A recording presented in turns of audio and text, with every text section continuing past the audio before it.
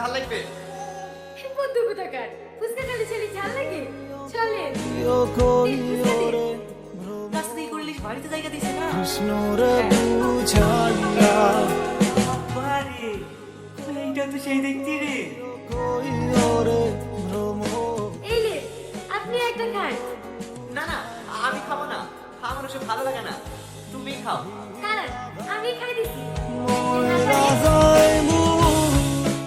বাবা রে তুই রিটার্ন করে বুঝতে পারছিস রে পাতলে কি আর জায়গা দেবে না বল কি আরে সেটা দিবি এই মানে কি করে আমাদের বাড়িতে তুমি কি কি বললে একবার বল? বেশ আমাদের কথা বলে না, চিৎকার করে ছেড়ে ফেলবো। এই টনি তুমি ওখানে আসছিস রে